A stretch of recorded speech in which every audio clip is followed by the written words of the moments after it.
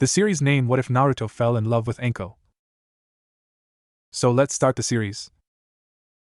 Naruto looked up from the mountain of paperwork that had somehow reproduced overnight. His advisor stood in the doorway of the Hokage's office, arms crossed, expression hovering somewhere between exasperated and mutinous. You haven't even told me what it is yet. I don't need to. Shikamaru walked forward and tapped the scroll. This is a punishment assignment disguised as diplomacy, and they're using you to deliver it. Naruto unrolled the scroll, scanning the contents while Shikamaru paced. The gist: a territorial dispute between two minor trading villages on the border of fire and tea countries. Neither important enough for full diplomatic delegations. Both stubborn enough that the last 3 negotiators had walked out. The solution? Send someone too important to ignore but too busy to stay long. Send the Hokage. For 3 days, Naruto said. 3 days of listening to farmers argue about irrigation rights and grazing boundaries while pretending you care about the historical precedent of whose great-grandfather stole which cow in the Third Shinobi War. There's a cow involved? There's always a cow involved. Shikamaru stopped pacing. You can't go alone. The villages are technically neutral ground, but the route passes through old Orochimaru territory. Bandits, remnants, people who'd love to say they killed a Kage. I can handle bandits. You can handle an army. That's not the point.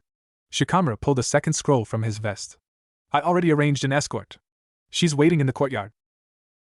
Naruto's eyes narrowed. She. Don't give me that look. You need someone who knows the area, has no current team assignments, and won't be intimidated into silence by your title. Shikamaru. Anko Midarashi. Naruto set down the scroll. The name landed in his chest with a strange weight, not unpleasant, just unexpected. He hadn't spoken to Anko in years. Not since before the war, probably. She'd been at Tsunade's sake nights, at the memorial services, at the edges of celebrations. Present but separate. Always watching with those sharp eyes that missed nothing and commented on less. She hates me, Naruto said. She doesn't hate you. She thinks you're annoying. There's a difference. Shikamaru's mouth twitched. Also, she's the only jonin who agreed to this assignment on short notice, which should tell you something about how everyone else feels about cow diplomacy. I'm the Hokage. Then act like it and go accept your escort. Shikamaru was already walking out. Try not to let her kill anyone before the negotiations start. After is fine. The courtyard was empty except for one figure leaning against the base of the Hokage monument, arms crossed, expression suggesting she'd rather be anywhere else. Anko looked the same as always. Same mesh shirt under same flak jacket. Same short ponytail that had probably survived 3 wars and a dozen near-death experiences. Same sharp grin that never quite reached her eyes. She'd gained a few scars since the last time he'd really looked at her. A thin line across her left cheekbone. Another disappearing into her collar. Took you long enough, Lord Hokage. She pushed off the wall. What, paperwork keeping you chained to that desk? Or did you forget how to travel without a security detail? Naruto jumped down from the balcony, because stairs were for people who hadn't been Hokage long enough to develop dignity, and landed a few feet away.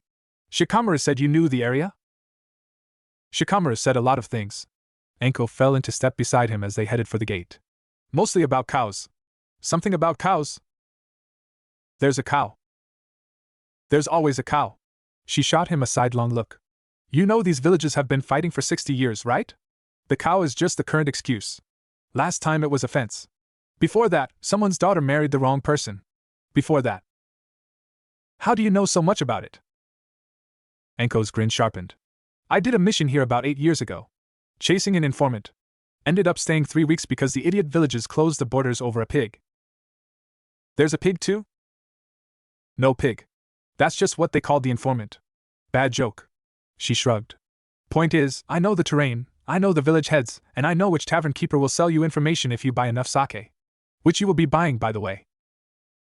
Why me? Because you're the one with the Hokage's salary. Naruto laughed. Actually laughed, the sound surprising him. It felt strange, laughing with someone who wasn't on his regular rotation. Shikamaru's dry humor. Sai's inappropriate observations. Sakura's exasperated affection. Anko was something else entirely.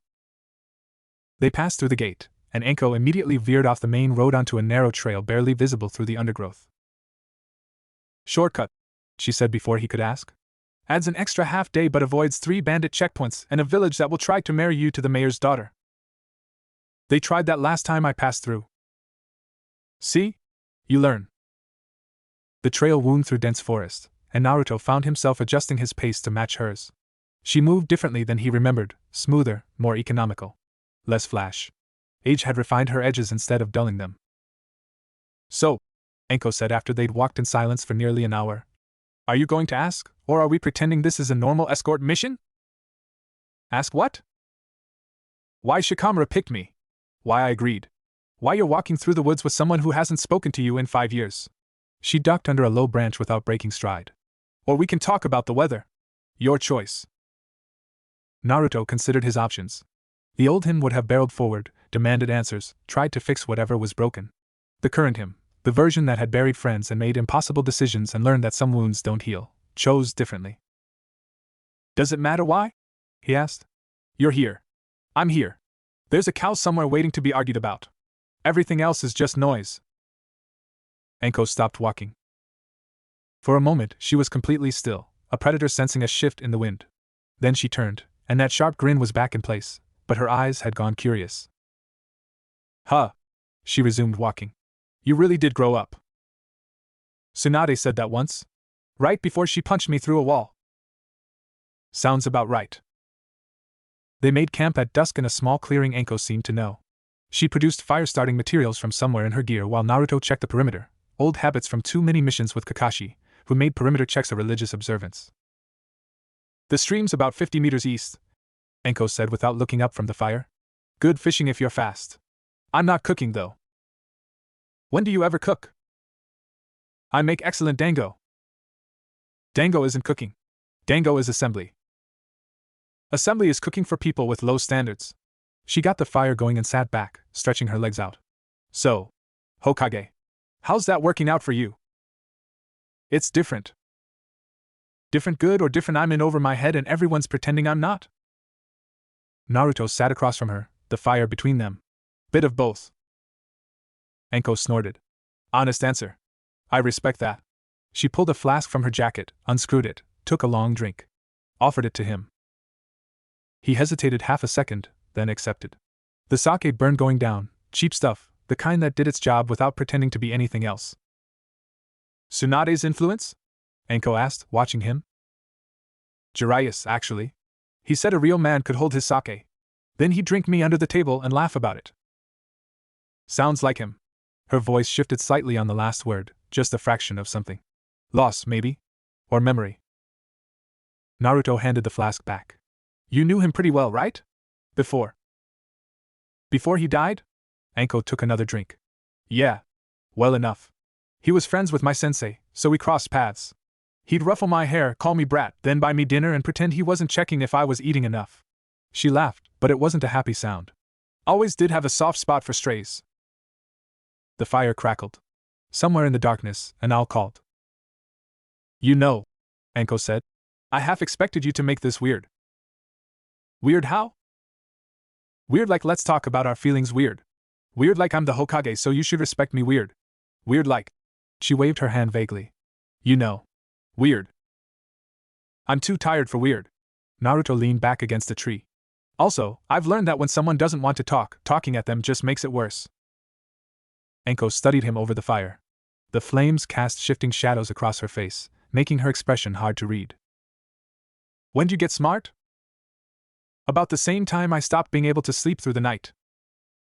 The words came out before he thought about them. He'd gotten good at controlling his mouth over the years, diplomacy required it, but something about the fire, the darkness, the woman who asked nothing from him, made the filter slip. Anko didn't respond immediately. She took another drink, then held the flask out again. He took it. They sat like that for a while, passing the sake back and forth, not talking. The fire burned low. The owl called again, closer this time. Finally, Anko said, Nightmares? Yeah. Me too. She poked the fire with a stick, sending sparks swirling upward. Want to trade? I'll tell you mine if you tell me yours. I thought we weren't making it weird. Who said anything about weird? This is information exchange. Tactical advantage. If I know what you dream about, I know what to threaten you with next time you annoy me. Naruto laughed, another surprised sound. You're something else, you know that? So I've been told. She grinned, but it softened around the edges. Get some sleep, Lord Hokage. I'll take first watch. You don't have to. I know I don't have to. I'm offering. She stood, brushing dirt from her pants. Try to actually sleep. The weird dreams won't kill you. The 2 days of cow negotiations ahead of us just might. He did sleep. Surprisingly deeply, without interruption. When he woke, gray dawn light was filtering through the trees and Anko was sitting exactly where he'd left her, flask empty beside her, eyes on the horizon. You didn't wake me for watch. You needed it. She stood, stretching with a series of pops from her spine. Also, I don't sleep well in the woods. Too many memories. Naruto wanted to ask. The question sat on his tongue like a stone. But something in her posture, the careful way she didn't look at him, made him swallow it.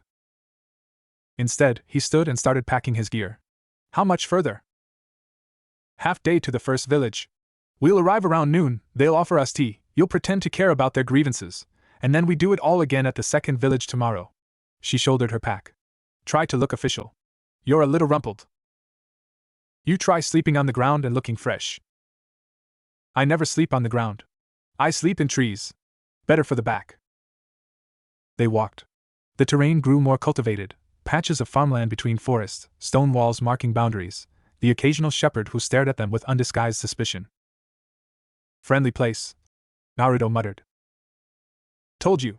They've been fighting so long they don't remember how to be anything else. Anko nodded toward a cluster of roofs in the distance. First village. Tazaki. Headman's name is Genzo.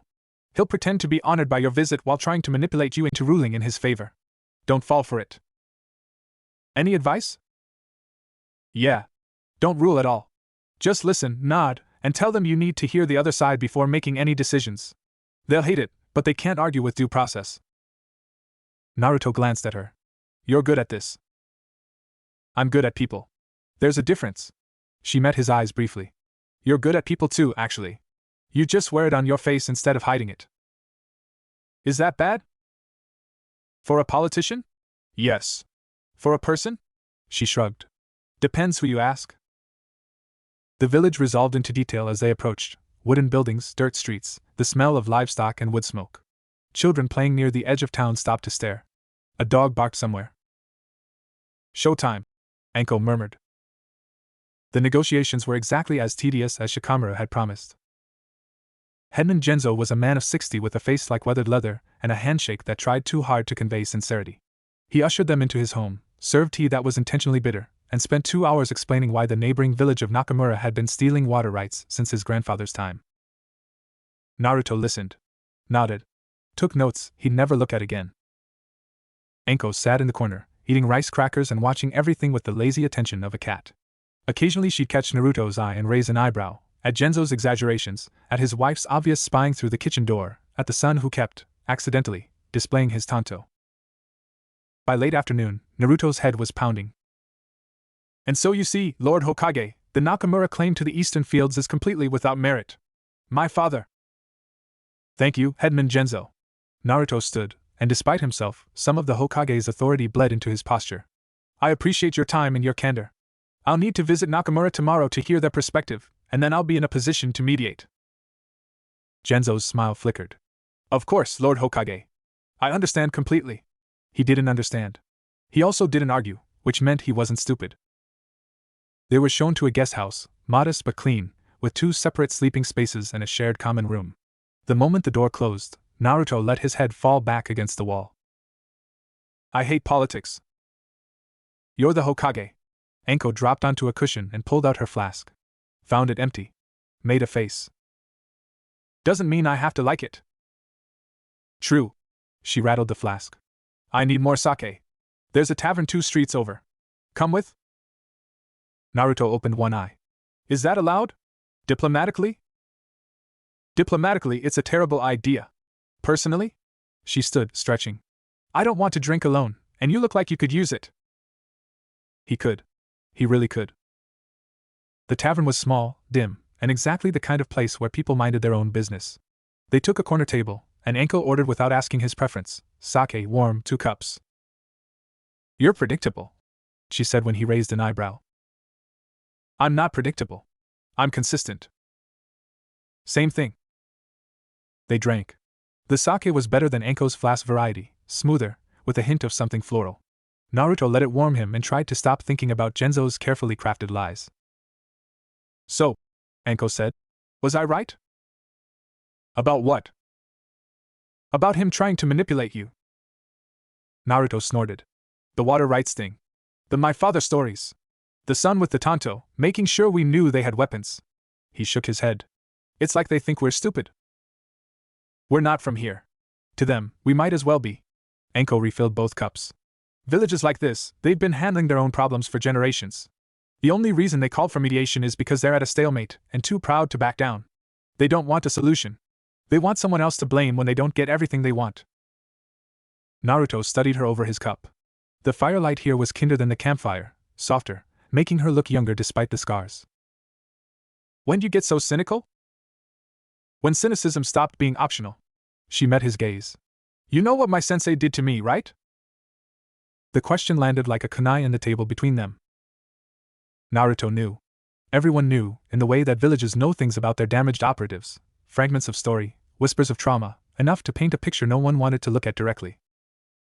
I know he wasn't good to you, Naruto said carefully. Anko laughed, that sharp, unhappy sound from the night before. Good to me. That's a polite way to put it. She drank. He made me. Took me in, trained me, shaped me into what he wanted. And then he left me behind when I stopped being useful. She traced the rim of her cup. I spent years trying to prove I was better than his rejection. Stronger. More loyal. And then I found out the loyalty was never the point. I was just an experiment. A test run. The words hung in the air between them. Naruto thought about Sasuke. About all the years he chased someone who didn't want to be caught.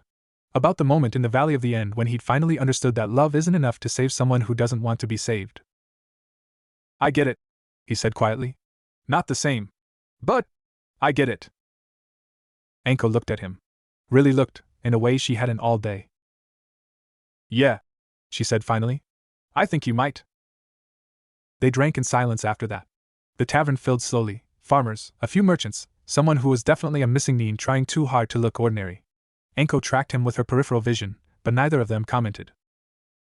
When they finally stumbled back to the guest house, the moon was high and the village was silent. Second watch, Anko said at the door. I'll take it. You haven't slept in 2 days. Your point? Naruto wanted to argue.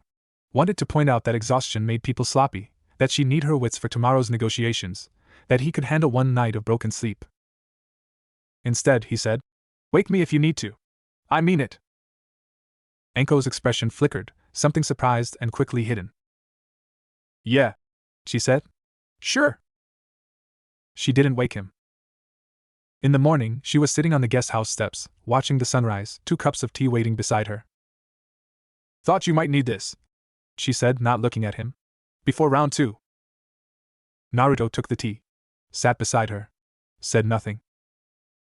The tea was perfect. The second village was everything Genzo had claimed and nothing like he'd described. Nakamura sat in a shallow valley, its buildings older than Tazaki's, its people quieter. Where the first village had been bustling with performative activity, this one moved with the deliberate slowness of people who'd learned that survival meant attracting no attention. Headwoman Sato was a woman of about 50 with gray streaking her hair and eyes that had seen too much. She met them at the village gate with exactly 2 attendants, a young man who might have been her son and an older woman whose scarred hands suggested a medic's history. Lord Hokage. Sato bowed precisely, no more than protocol required. We're honored by your visit.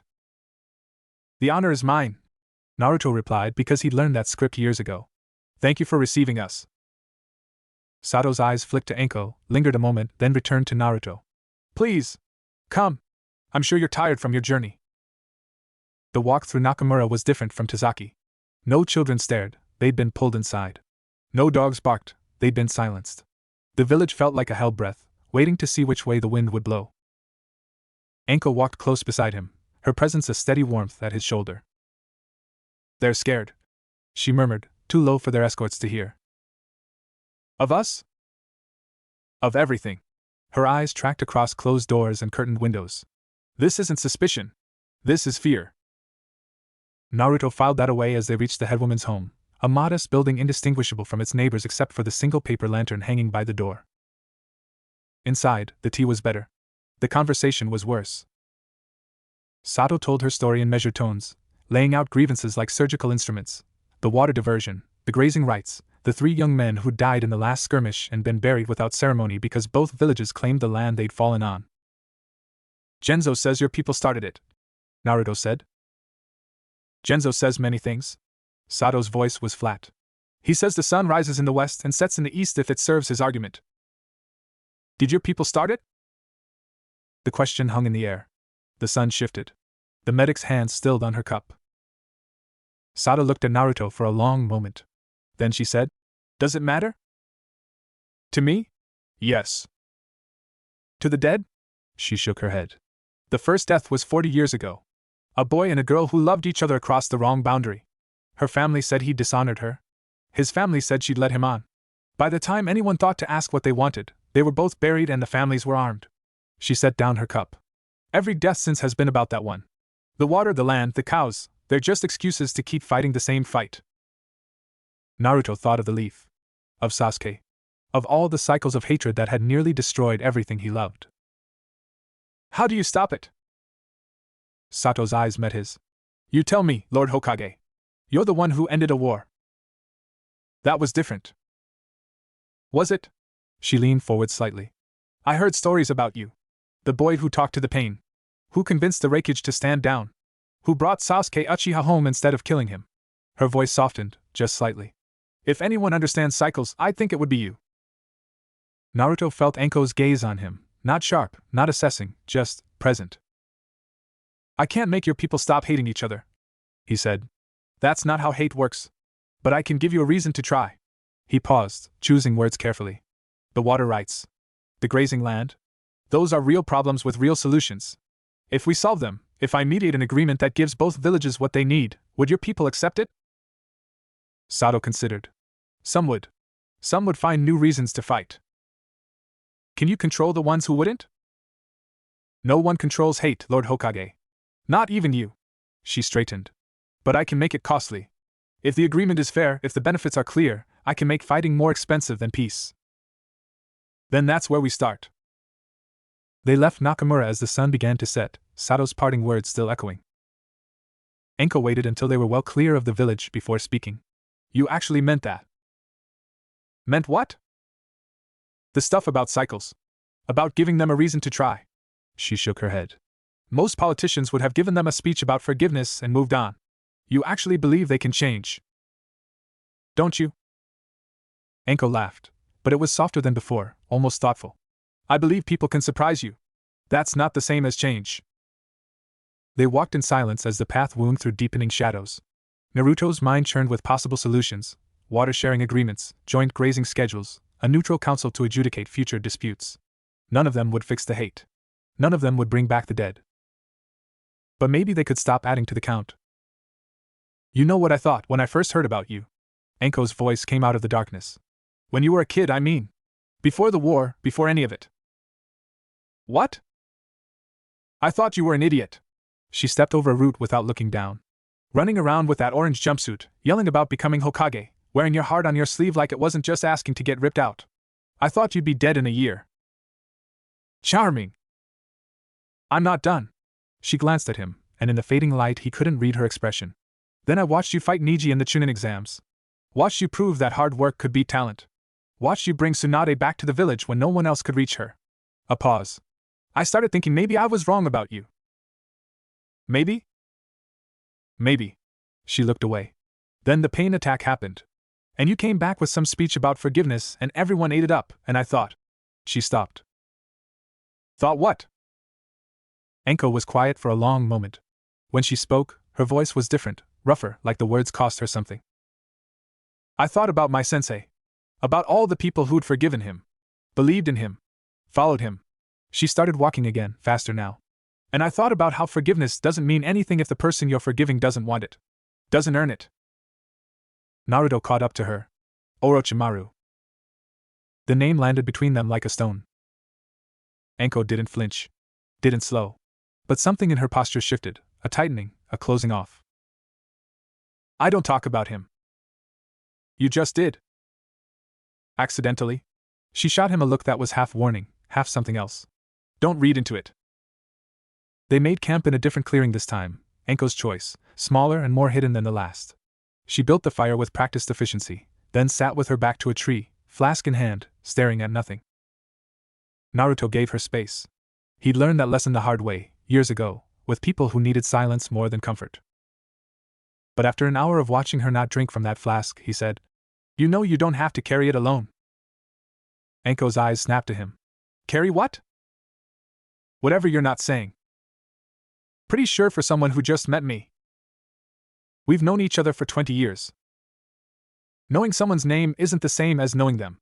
She turned the flask in her hands. "You don't know me, Naruto. You know stories about me. There's a difference." "Then tell me something that isn't a story." The challenge hung in the air. Anko's expression flickered through several emotions too fast to track: surprise, suspicion, something that might have been fear. "Why?" she asked finally. "Because you're here. Because I'm here. Because we've got another day of negotiations tomorrow, and I'd rather spend it with someone real than with the version of you that hides behind jokes." Anko stared at him. The firelight caught the scar on her cheek, made it look fresh. "You're weird," she said. "You know that, right? Most people want the jokes. The jokes are easier. Most people aren't me." "No."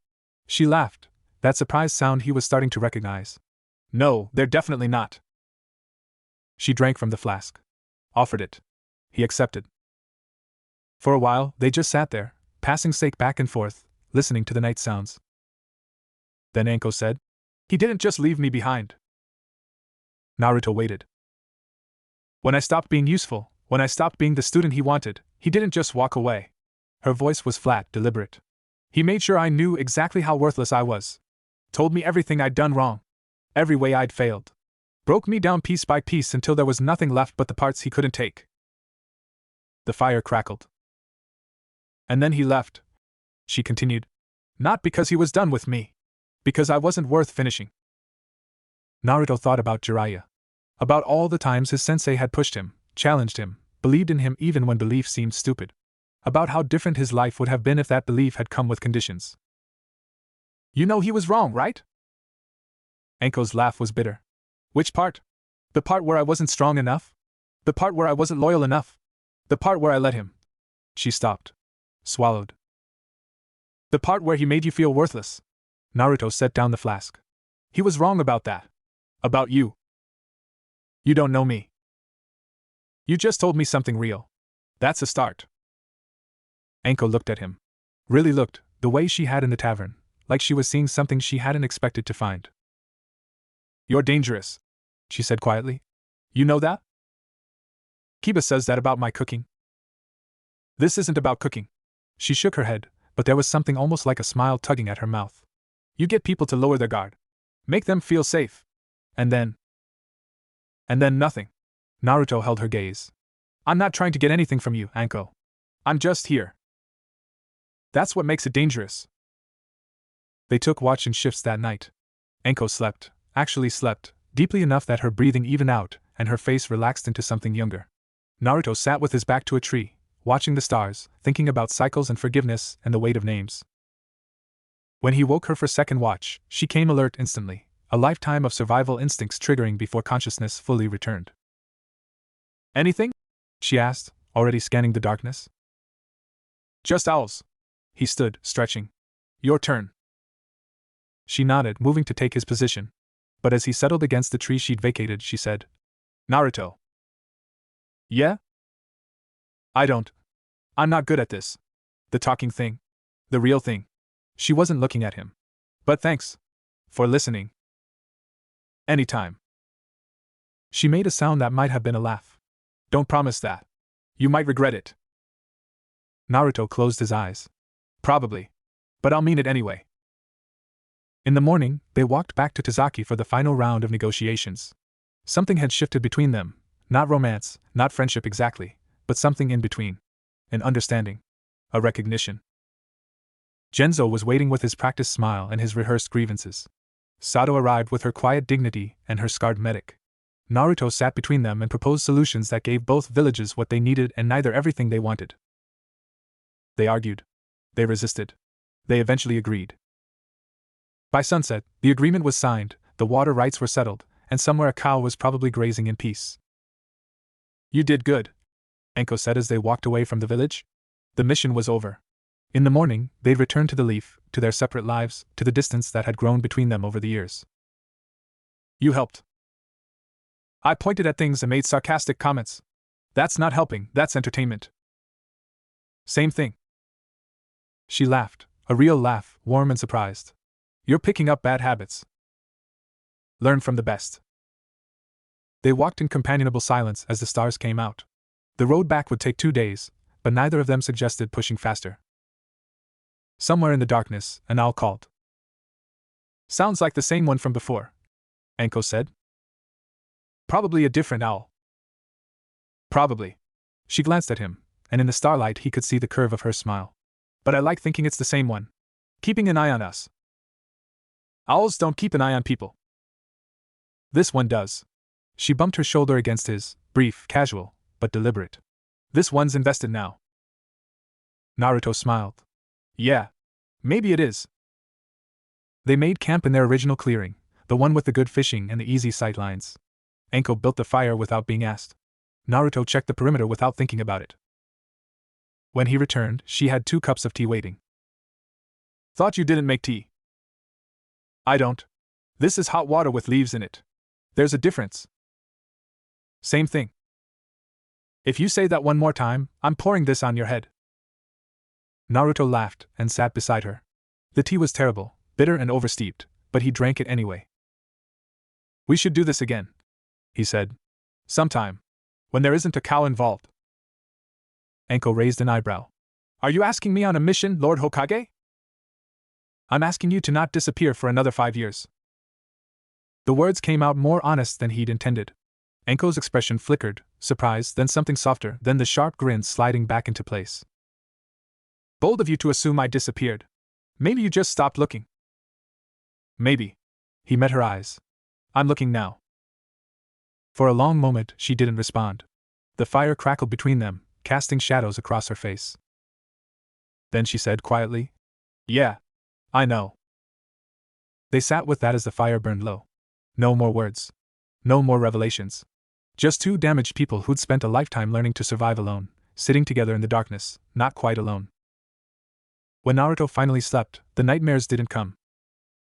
And in the morning, when they started the walk home, Anko matched his pace without being asked. 3 weeks passed. Naruto didn't see Anko. Not because he wasn't looking, he was, in the distracted way of someone buried in paperwork and diplomatic crises and the endless small emergencies of running a village. He caught glimpses sometimes, a flash of brown hair disappearing around a corner, a laugh that might have been hers from across the market, a mission report with her distinctive handwriting, sharp, efficient, sprinkled with sarcastic observations about the client. But 3 weeks passed, and they didn't speak. He told himself it was fine. They weren't friends, not really. They'd shared a few days on the road, some late-night conversations, a mutual understanding of damage. That didn't mean anything. That didn't require follow-up. Then Shikamaru dropped a mission scroll on his desk and said, This one's yours. Naruto looked at it without picking it up. I'm not a field operative anymore. You're the Hokage. You're whatever the village needs you to be. Shikamaru sat in the chair across from him, the one he'd claimed years ago and never relinquished. It's a retrieval mission. Former Leaf operative went rogue 6 months ago, been spotted near the old Orochimaru border bases. Intelligence wants them brought in for questioning. Former operative? Kaito. Special Jounin. Disappeared after a mission went bad, team was ambushed, he was the only survivor. Spent 3 months in the hospital, then vanished. Shikamaru's expression was carefully neutral. We think he's been trading information to minor criminal networks. Nothing big, but enough to be a problem. And you want me to bring him in because he knows you. Trusts you, actually. You worked together during the war. He was on one of the supply routes you protected. Shikamaru leaned back. Also, the last team we sent didn't come back. He's not violent, but he's unstable. Intelligence thinks he needs someone he won't see as a threat. Naruto picked up the scroll. Read it. Set it down. There's no location here. There is. You just won't like it. Shikamaru pulled out a map, unfolded it, tapped a spot near the border of rice country. Here. Old base. Abandoned for years, but he's been seen in the area. Naruto stared at the map. The location was familiar, not because he'd been there, but because of the stories. The experiments. The things Orochimaru had done in places like that. Send someone else. I can't. Shikamaru's voice was patient but firm. Everyone who might get through to him is either dead, retired, or too high risk. You're the only one he might actually talk to. And if he doesn't talk? Then we lose a source of information and you come home. Shikamaru stood. Take an escort. Someone who knows the territory, can handle themselves if things go bad, and won't get in your way. Naruto's jaw tightened. Anko. I didn't say that. You were thinking it. Shikamaru's mouth twitched. I'm always thinking several things. That was one of them. He moved toward the door. She's available. She knows the area better than anyone alive. And she's already agreed. Already? Naruto stood. You asked her before you asked me? I asked her when the mission first came in. Told her it might be you. She said. Shikamaru paused. She said she'd go. No conditions. Naruto didn't know what to do with that information. It sat in his chest like a stone, warm and confusing. When do we leave? Dawn. She's meeting you at the east gate. Shikamaru was already walking out. Try not to let her kill anyone before the retrieval. After is negotiable. The east gate was empty at dawn except for one figure leaning against the wall, arms crossed, expression suggesting she'd been there for hours. Anko looked the same as 3 weeks ago. Same scars. Same sharp grin. Same eyes that missed nothing. You're late, she said. You're early. Same thing. She pushed off the wall and fell into step beside him as they passed through the gate. Shikamaru brief you? Mostly. Kaito. Rogue. Old base. Naruto glanced at her. He said you know the area? I know every area Orochimaru ever touched. Her voice was flat, deliberate. Spent years mapping them after he left. Figured if I knew where he'd been, I'd know where he might go. She shrugged. Stupid probably. But it kept me busy. Naruto wanted to ask more, about the mapping, about the years, about what it felt like to spend that long hunting shadows. But something in her posture warned him off. Instead, he said, 3 weeks. What about them? I didn't see you. Anko's step didn't falter. I wasn't hiding. Just busy. Busy doing what? Mission stuff. Training. The usual. She shot him a sidelong look. Why? You miss me? The question was teasing, but something underneath it was not. Naruto considered his answer carefully. I wondered if you were okay. Anko laughed, that sharp, surprised sound. I'm always okay. That's my thing. Your thing is hiding behind jokes. My thing is surviving. She looked away. Same thing, different packaging. They walked in silence after that. The terrain shifted gradually, familiar forests giving way to twisted trees, the air taking on a strange quality that Naruto couldn't quite name. Wrong, somehow. Like the land itself remembered what had happened here. This place, he said eventually. Yeah. Anko's voice was quieter than usual. It does that. Gets in your head. You feel it too? I feel it more. She touched a mark on her neck, the curse seal, long since rendered inert but never removed. Part of me still resonates with his chakra. Always will. Makes places like this loud. Naruto looked at her, really looked, the way he hadn't allowed himself to on the last mission. She seemed smaller here somehow. Not physically, but in the way she held herself. Tighter. More guarded. We don't have to do this, he said. I can go alone. You can't. You don't know the terrain, you don't know the base layout, and you definitely don't know the traps he might have left. She met his eyes.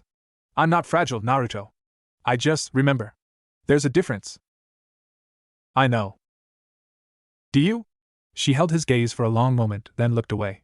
Let's just walk. We've got 2 days to cover and I'd rather not sleep in the open near any of his old labs. They walked. The first night, they made camp in a shallow cave Anko knew, too small for animals, hidden from casual view, close enough to water that they wouldn't have to venture far. This was a safe house, she said, dropping her pack. Back when I still worked for him. He'd send me ahead to scout, leave supplies, mark the locations of useful things. She sat against the cave wall. I spent a lot of nights in places like this. Alone. Waiting for orders that might never come. Naruto built a fire near the entrance, small, barely visible from outside. How old were you? First time? 8. Maybe 9. She shrugged like it didn't matter. He didn't believe in waiting for children to grow up. Said potential was wasted on the young. The fire caught, casting flickering light across her face. In the shadows, she looked younger, or older, it was hard to tell. Timeless, maybe? Like someone who'd been carrying weight so long it had become part of her bones. That's wrong, Naruto said. What he did. Making a kid do that. He made a lot of kids do a lot of things. I was just one of many. She pulled out her flask, drank, offered it. You know what the worst part was? What? I didn't hate it. Not at first. She stared into the fire. He made me feel special. Chosen. Like all the pain, all the loneliness, all the fear, it meant something. It was making me stronger. Better.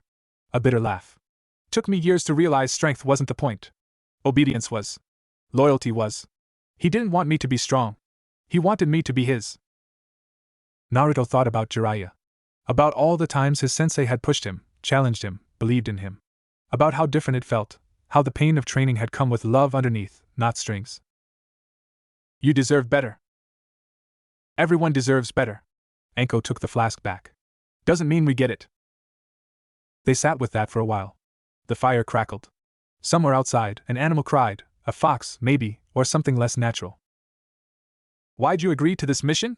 Naruto asked. Shikamaru said you didn't hesitate. Anko was quiet for a long moment. When she spoke, her voice was carefully neutral. Because Kaido isn't the first operative to break after Orochimaru. Won't be the last. She traced the rim of her flask. He has a way of getting inside people. Making them feel like they belong to him. And when he leaves, when they realize they were never his to begin with, there's nothing left. Just emptiness and rage and the desperate need to feel something again. And you think you can reach him? I think I know what he's feeling. Whether that helps or hurts. She shrugged. Guess we'll find out. They found Kaido on the second day. The base was exactly what Naruto had expected, concrete and shadow, hallways that went nowhere, rooms that still held the echo of pain. Anko moved through it like a ghost, pointing out traps without comment, avoiding corridors that made her jaw tighten. Kaido was in the lowest level, in what had once been a laboratory. He sat against the wall, knees drawn up, eyes empty, surrounded by papers and broken equipment, and the scattered evidence of a mind coming apart. Kaito. Naruto's voice was soft. It's me. Naruto. No response. I'm not here to hurt you. No one's going to hurt you. We just want to talk. Still nothing. The man's eyes didn't even track toward the sound. Anko moved past Naruto, slow and deliberate. She crouched a few feet from Kaido, not touching, just present. Hey, she said quietly. I know you don't want to talk. I get it. Words are useless sometimes. She paused. But I also know what it's like to sit in a place like this, surrounded by his things, feeling like you'll never be anything but his. Kaito's eyes flickered. Just slightly. I spent years like that, Anko continued. Years thinking I was broken because I couldn't stop being what he made me. Years hating myself for missing him, even after everything he did. Her voice was steady, calm, the voice of someone who'd learned to talk about wounds without bleeding on people. And then one day I realized, he didn't make me. He found me. There's a difference. Naruto watched her work, fascinated despite himself. This wasn't the Anko he knew, the sharp-tongued tease, the chaos agent, the woman who hid everything under humor. This was someone else entirely. Someone patient. Someone who understood. You're not his, Anko said. You never were. He just forgot to tell you that. Kaido's eyes filled with tears. He didn't move, didn't speak, but the tears fell silently down his face. Anko sat with him. Didn't touch. Didn't push. Just stayed. After a long time, Kaido said, I don't know who I am without him. Then find out. Anko's voice was gentle but firm. It's hard. It's really hard. But it's better than this. She gestured at the papers, the broken equipment, the walls that had held too many secrets. This isn't living. This is just not dying. Kaido looked at her. Really looked for the first time. You know, he said. It wasn't a question. Yeah. Anko met his eyes. I know. They walked out of the base 3 hours later, Kaido between them. He was shaky, pale, barely responsive, but he walked on his own, and when the sunlight hit his face, he didn't flinch away. Where will they take him? Anko asked quietly. Intelligence. But not for punishment. Naruto watched Kaido's slow progress ahead of them. He needs help, not prison. I'll make sure they understand that. You can't fix everyone. I know. He glanced at her. But I can try. Anko was quiet for a long moment. Then she said, "That's what makes you dangerous." You said that before? It's still true. She looked at him, and something in her eyes was softer than he'd ever seen. Also true, it's what makes you worth following. The words landed in his chest with unexpected weight. Naruto didn't know what to say, so he said nothing, just walked beside her, matching her pace, letting the silence say what words couldn't. They made camp that night in a different cave, one without history, without echoes of pain. Kaido slept, finally, his breathing evening out into something almost peaceful. Anko sat at the entrance, watching the stars. Thank you, Naruto said quietly, sitting beside her. For what? For reaching him. I couldn't have done that. Maybe. Maybe not. She didn't look at him. But that's not why you're thanking me. No? No. You're thanking me for showing you something real. She finally turned to face him. For letting you see the part of me that isn't jokes. Naruto held her gaze. Yeah. That too. Anko's expression flickered, surprise, then something warmer, then the sharp grin sliding into place. You're getting soft, Hokage. I've always been soft. I just hide it better now. Hiding. Right. She laughed softly. You're the worst hider I've ever met. It's honestly impressive. They sat with that as the stars wheeled overhead. No more words. No more revelations. Just two people who understood each other a little better than they had before. In the morning, they walked home. The debrief took 3 hours. Kaido was transferred to intelligence with Naruto's explicit orders about treatment. No harsh interrogations, no isolation, just questions and time and maybe, eventually, healing. Shikamaru listened to the report with his usual inscrutable expression. When Naruto finished, he said, Anko was useful? She was essential. Huh. Shikamaru's eyebrow twitched. Interesting. What's interesting? Nothing. Just. He waved a hand vaguely. She's not exactly known for her patience. Or her empathy. Or her willingness to help anyone who isn't herself. Naruto frowned. That's not fair. Isn't it? Shikamaru met his eyes. When's the last time she took a mission that wasn't solo? When's the last time she worked with a partner longer than a week? When's the last time anyone in this village saw her outside of a bar or a mission assignment? Naruto opened his mouth to argue, then stopped. Shikamaru was right. He didn't like it, but he was right. What's your point? No point. Just an observation. Shikamaru stood. She's different with you. More present. Less like she's already halfway out the door. He moved toward the door. Don't screw it up. Screw what up? But Shikamaru was already gone. Naruto found Anko at the dango shop, the one near the training grounds, the one she'd mentioned on their first mission together. She sat alone at a corner table, 3 sticks empty in front of her, a fourth halfway gone. Stalking me, Hokage? Eating dango. He sat across from her. Coincidence. Uh-huh. She pushed a stick toward him. You look confused. Shikamaru say something? Shikamaru always says something. Naruto took a bite of dango. It was good, sweet, chewy, exactly the kind of comfort food that made sense after a hard mission. He said you're different with me? Anko's expression didn't change, but something in her posture shifted, a slight tension, a careful stillness. Different how? More present. Less like you're leaving. He set down the stick. Is that true? For a long moment, Anko didn't answer. She stared at the remaining dango like it held the secrets of the universe. Then she said quietly, Maybe. Why? I don't know. She looked at him, and for once there was no sharp grin, no teasing, no deflection. Just her, tired and scarred and somehow still standing. Maybe because you don't expect me to stay. Maybe because you don't need me to. She paused. Maybe because you see me and don't look away. Naruto thought about that. Thought about all the people who'd looked away from her over the years, from her pain, her damage, her desperate attempts to seem like she didn't care. I'm not going to look away, he said. I know. She picked up her dango. That's what makes it terrifying. They ate in silence after that. The shop owner brought more tea without being asked. The afternoon sun slanted through the windows, warm and ordinary. When Anko finally stood to leave, she paused at his table. Same time next week? She asked. Casual. Like it didn't matter. Naruto smiled. Same time next week. She walked away, but at the door she glanced back, just once, just briefly, and something in her eyes said what words couldn't. She'd be there. And for now, that was enough. The next week became 2 weeks, became a month. Every Thursday, Naruto finished his paperwork early, miraculously, suspiciously early, in a way that made Shikamaru raise an eyebrow but say nothing.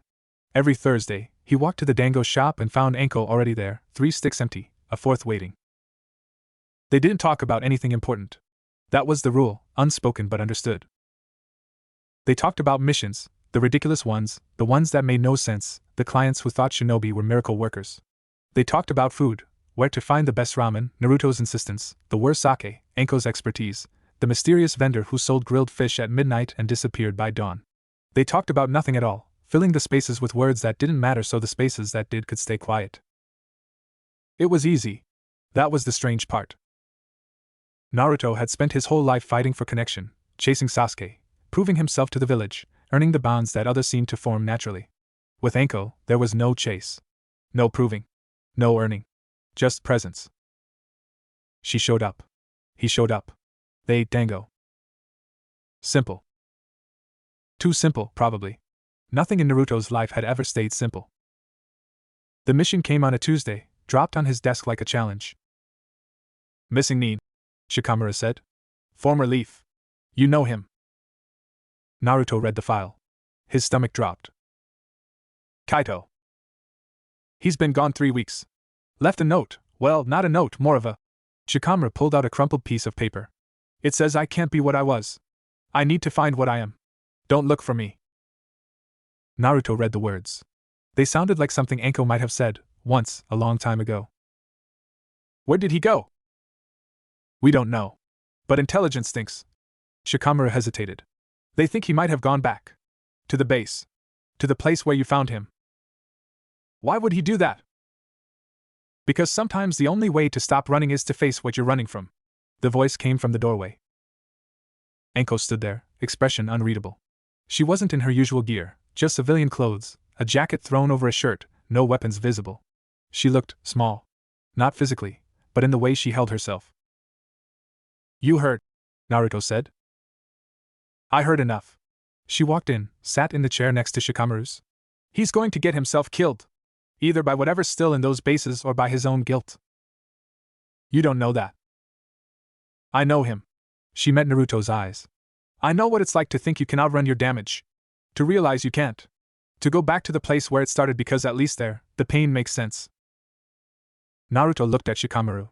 Shikamaru looked at the ceiling. I'm going, Naruto said. I know. Anko stood. I'm coming with you. Anko. Don't. Her voice was sharp. Don't tell me I don't have to. Don't tell me it's not my responsibility. I know all that. She moved toward the door. He's not the only one who needs to face things. She left before either of them could respond. Shikamaru let out a long breath. Well, that's going to be interesting. Shut up. I didn't say anything. You were thinking it. Shikamaru's mouth twitched. I'm always thinking several things. That was one of them. They left at dawn. Anko was waiting at the east gate, same spot as before, same posture, same expression that said she'd rather be anywhere else but wasn't going to admit it. You didn't have to come, Naruto said as they passed through the gate. Yes, I did. She didn't look at him. Not for Kaito. For me. They walked in silence after that. The terrain was familiar now, the twisted trees, the wrongness in the air, the sense of moving towards something that didn't want to be found. Naruto wanted to ask what she meant. Wanted to understand why this mission felt different, heavier, like they were walking towards something more than just a missing nin. But he'd learned over the past month that pushing Anko was like pushing water, possible, but pointless. She'd tell him when she was ready. Or she wouldn't. Either way, pushing wouldn't help. They made camp in the same cave as before. Anko built the fire automatically, her movements efficient and empty. He's not there, she said suddenly. Naruto looked up. What? Kaito. He's not at the base. She stared into the flames. I don't know why I didn't see it before. He wouldn't go back there. Too many memories. Too much pain. She shook her head. He's somewhere else. Somewhere that mattered to him before Orochimaru. Where? I don't know. That's the problem. She pulled out her flask, drank, offered it. He had a family. Before. A mother, I think. Maybe siblings. Orochimaru took him when he was young, younger than me, even. He might not even remember them. Then how do we find him? We don't. Anko's voice was flat. He doesn't want to be found. He made that clear. She set down the flask. The only question is whether we respect that or drag him back anyway. Naruto thought about that. Thought about all the times he chased Sasuke, refused to give up, refused to accept that someone might not want to be saved. I don't know, he said honestly. Part of me wants to bring him back. Keep him safe. Make sure he doesn't hurt himself or anyone else. He paused. But another part of me remembers what it felt like when people tried to save me from things I wasn't ready to be saved from. Anko looked at him, really looked, the way she did sometimes when he said something unexpected. You're complicated, she said. You know that? I'm human. Same thing. Same thing. She almost smiled. Maybe you're right. They sat with that as the fire burned. Outside, the wind picked up, carrying the sound of something that might have been an animal, or might have been something else entirely. The first time I ran, Anko said quietly, I was 12. Naruto waited. I just found out what the curse mark really was. What he'd done to me. What he planned to do. Her voice was steady, but her hands were still. I ran for 3 days. No food, no water, no destination. Just away. Anywhere that wasn't him. Did he find you? He didn't have to. A bitter laugh. I came back on my own. Because I didn't know how to be anything except what he made me. Because running meant admitting I was scared, and I couldn't. She stopped. Swallowed. I couldn't be scared. That would mean he'd won. Naruto wanted to reach out. Wanted to touch her shoulder, her hand, anything that might communicate what words couldn't. But he knew with the certainty of someone who learned this lesson the hard way, that touch wasn't what she needed. So he just said, You're not 12 anymore. No. She met his eyes. But sometimes I still feel like her. Lost. Scared. Not knowing which way is forward. Forward isn't a direction.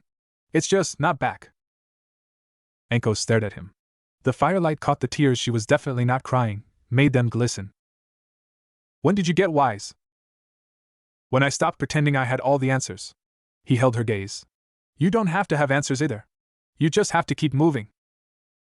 They found Kaido on the 3rd day. Not at the base. Not at any of Orochimaru's old labs.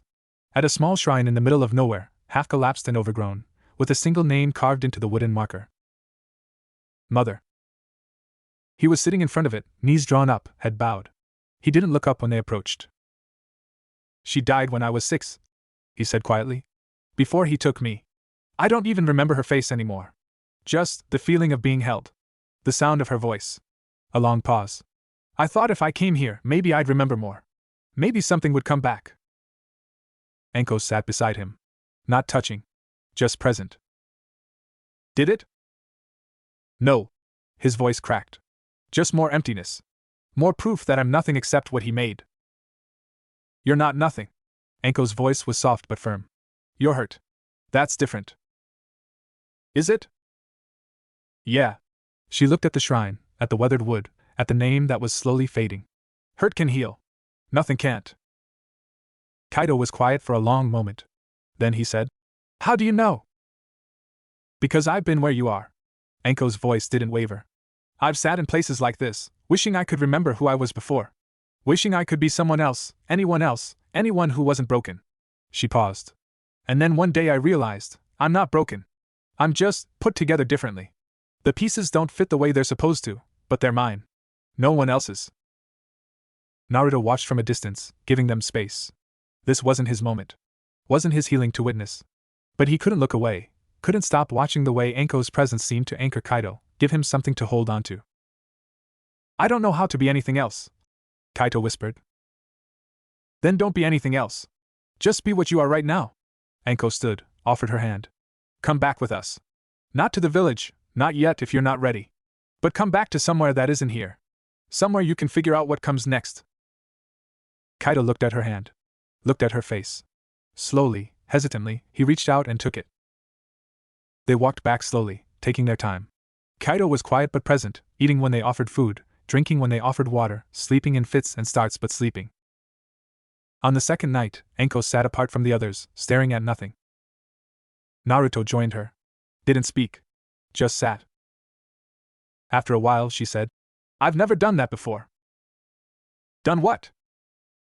"Talk to someone like that. Been honest." She pulled out her flask, found it empty, made a face. "It's easier to joke. To deflect. To pretend nothing matters." "I know." "Do you?" She looked at him. "Really?" Naruto thought about all the years he'd spent hiding behind loudness. Behind determination. Behind the mask of a boy who refused to let anyone see how much he hurt. "Yeah," he said. "Really?" Anko studied him for a long moment.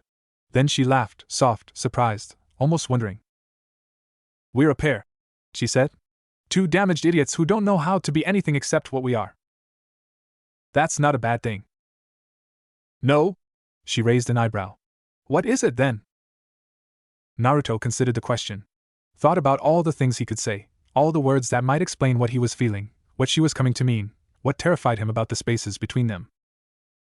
Instead, he said, "It's real." Anko's expression flickered. Surprise, then something softer, then, for just a moment, something that looked almost like hope. "Yeah," she said quietly. "I guess it is."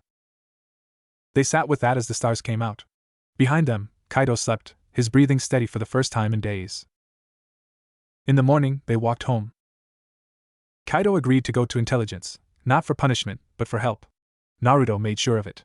Made sure the people who met him understood that he wasn't a criminal, wasn't a threat, was just someone who'd been broken and was trying to find the pieces.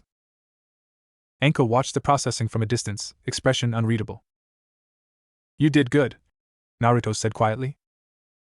"We did good. Mostly you. Mostly us." She glanced at him. "I couldn't have done that alone. Would have been too close.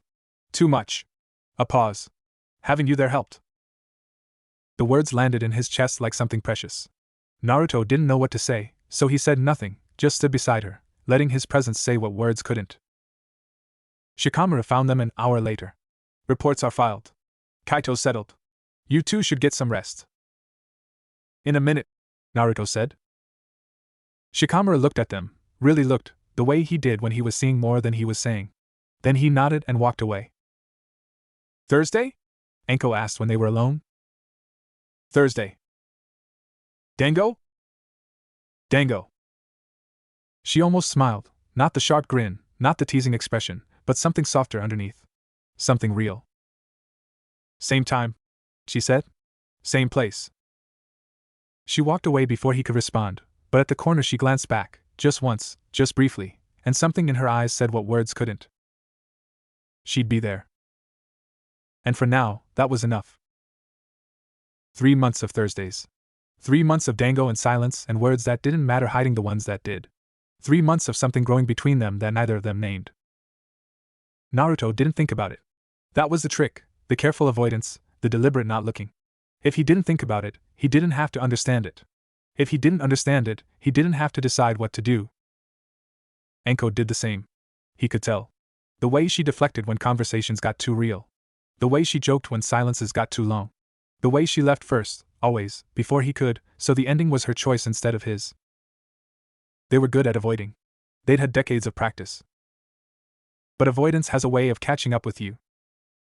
The mission came on a Monday, an S rank, the kind that made Shikamaru's jaw tighten and his already tired eyes go darker. "Orochimaru remnants," he said, dropping the scroll on Naruto's desk. "A cell we didn't know about. Been operating in the mountains for years, building something. Intelligence just got word they're ready to move." "Move where?" "Doesn't matter. What matters is they have prisoners. Test subjects. People they've been." Shikamaru paused. "Experimenting on. Like before." Naruto's blood went cold. "Anko." "She's already volunteered." Shikamaru met his eyes. "I tried to talk her out of it," she said. He shook his head. "She said she's been running from this her whole life. Time to stop." "When do we leave?" Dawn. Team of 6, Anko, you, 3 Jonin from the Special Forces, and… Shikamaru hesitated. And Sai. For documentation. Evidence gathering. Naruto nodded. His mind was already racing. Tactics, approaches, the 1,000 ways this could go wrong. But underneath all of it was something else. A fear he didn't want to name. Don't let her do anything stupid, Shikamaru said quietly. Since when can I stop her? Since never. Shikamaru moved toward the door. But she might listen to you. Might slow down enough to think before she acts. He paused. Might come back. The last words hung in the air long after he'd gone. Anko was at the gate at dawn, as expected. She looked the same as always, sharp grin, sharp eyes, sharp edges, but something underneath was different. Tighter. More focused. Ready, Lord Hokage? She asked. Ready. He fell into step beside her. The other Jonin followed at a distance, giving them space. They walked in silence for the first hour. Then Anko said, You didn't try to talk me out of it. Would it have worked? No. Then why waste the breath? She glanced at him, quick, assessing. You're learning. I'm always learning.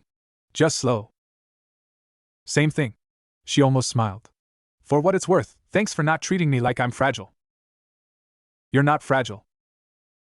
No. But most people don't see that. She looked ahead. They see the curse mark. The Orochimaru connection. The damaged goods. They think I'll break if they push too hard. Will you? Anko laughed, that sharp, surprised sound. Probably not. But I might break them first. Naruto smiled. That's what I'm counting on. The base was hidden in a mountain valley, accessible only through a narrow pass that would have been impassable in winter. 3 days of hard travel brought them to its edge, a cluster of buildings that looked innocent from a distance but screamed wrongness up close. Anko went still when she saw it. You okay? Naruto asked quietly. No. Her voice was flat. But that doesn't matter. They scouted for hours, mapping entrances, counting guards, identifying the buildings where prisoners were likely held. The Special Forces Jonin moved like ghosts, feeding information back to Naruto in fragments. By nightfall, they had a plan. By midnight, they were moving. The assault went smoothly at first. Too smoothly. They took out the perimeter guards without alerting the main base. Breached the prison block without triggering alarms. Found the prisoners, 23 of them, emaciated and terrified but alive, and started moving them out. Then the alarms went off. They know, Sai said calmly, his ink creatures already forming defensive positions. We have approximately 3 minutes before the main force arrives. Get the prisoners out. Naruto's voice was steady, command mode taking over. I'll hold them off. Alone? Anko's eyes were sharp. That's stupid. Probably. But I'm the Hokage. I can handle stupid. Then I'm staying. Anko. Don't. Her voice was final. I'm not leaving you to face them alone. That's not how this works. There was no time to argue. The first wave of enemy shinobi was already pouring into the compound. They fought back to back, Naruto's power and Anko's precision, a rhythm they hadn't practiced but somehow found. He'd cover her blind spots, she'd catch the enemies he missed. He'd draw their attention, she'd strike from the edges. It worked. Somehow, impossibly, it worked. Until it didn't. The enemy leader was a woman with gray hair and empty eyes. She emerged from the chaos like she owned it, walking through the fighting like it was nothing. Anko Midarashi, she said, her voice carrying over the sounds of battle. I've heard so much about you. Anko's face went pale. You're one of his. Was. Now I'm something else. The woman smiled, a terrible expression, empty of warmth. He spoke of you often. His favorite failure. Naruto saw Anko flinch. Saw the words land like physical blows. He said you had potential once. Before you broke. The woman stepped closer, unconcerned by the fighting around them. Before you proved that you were just another disappointment. Another experiment that didn't work. Shut up. Anko's voice was rough. Why? It's true, isn't it? Everything he gave you, everything he made you, you threw it away. Chose weakness over strength. Chose belonging over power. The woman's smile widened. He'd be so disappointed. Anko moved. Naruto saw it coming, saw the rage and pain and years of hurt coalesce into a single deadly strike. He also saw the trap. The way the woman's hands were already moving, the way her chakra was gathering for a counter. Time slowed. He could have let Anko attack. Could have trusted her to handle herself. Could have focused on the enemies still pressing in from all sides. Instead, he moved between them. The attack that should have hit Anko hit him instead. Lightning and fire and something that felt like his insides were being rearranged. He was dimly aware of falling, of Anko's scream, of the world going dark around the edges. Then nothing. He woke in pieces. First pain. Everywhere, all at once, a symphony of agony conducted by someone who really knew what they were doing. Second. Voices arguing, somewhere nearby. Anko's voice, sharp and terrified. Someone else's, calm and professional. Third, the realization that he was alive. Which meant the mission had succeeded. Which meant... Idiot. Anko's face appeared above him, tear-streaked and furious. You absolute idiot. You jumped in front of an S-rank attack for me. What were you thinking? Naruto tried to smile. It came out as a grimace. Wasn't thinking. Just moving. Moving. She laughed, a broken sound. You moved in front of certain death because you weren't thinking. Worked, didn't it? You're an idiot. But her voice cracked on the last word. Don't ever do that again. Can't promise. He tried to move, regretted it immediately. The others? Safe. Prisoners extracted. Enemy cell destroyed. She sat back, scrubbing at her face. You saved everyone. Again. Because that's what you do. Sounds like a good day. It was a terrible day. But her mouth twitched, almost smiling. You almost died. Didn't though. No. She looked at him, really looked, in a way that made his chest hurt for reasons unrelated to injury. You didn't. Recovery took 2 weeks. 2 weeks of hospital beds and Tsunade's exasperated check-ins and Sakura's more gentle but equally firm monitoring. 2 weeks of visitors, Shikamaru with paperwork, Sai with inappropriate drawings, Kakashi with books and silence and the occasional observation that didn't quite qualify as conversation. Anko came every day. She didn't say much. Just sat in the corner, eating dango, watching him like she expected him to disappear. Sometimes she'd read mission reports, actual work, because she was apparently still taking assignments. Sometimes she'd just stare out the window, her presence a steady warmth at the edge of his awareness. You don't have to stay, Naruto said on the 4th day. I know. She didn't move. You have missions. A life. Things that aren't watching me heal. Also no. Still no movement. Naruto let it go. He was learning that with Anko, pushing was pointless. She'd tell him when she was ready. Or she wouldn't. Either way, his job was just to be there. On the 7th day, she said, I've never had anyone do that before. Do what? Jump in front of something for me. She wasn't looking at him. People have fought for me. Died for me, even, in missions, in battles, in the normal way of shinobi life. But no one's ever. She trailed off. Ever what? Ever chosen me. Over their own safety. Over their own life. She finally met his eyes. You didn't hesitate. You just moved. Like it was the most natural thing in the world. Naruto thought about it. Thought about all the people he'd fought for over the years, Sasuke, Sakura, the village, the world. Thought about how easy it was to sacrifice when the cause felt big enough. This had been different. Smaller. More personal. You're worth it, he said simply. Anko stared at him. For once, there was no sharp grin, no teasing deflection, no armor at all. Just her, raw and real and visibly terrified. That's what scares me, she whispered. That you mean that. They sat with that as the afternoon light shifted. Nurses came and went. The hospital sounds continued around them, footsteps, quiet conversations, the distant beep of monitoring equipment. But in that room, everything was still. On the 14th day, Naruto was released. Anko met him at the hospital entrance, 2 sticks of dango in her hand. Thought you might need these, she said, offering one. Thought you might have eaten them yourself. Considered it. Decided against. She fell into step beside him as he walked toward the Hokage's office. Shikamaru's going to bury you in paperwork. Shikamaru always buries me in paperwork.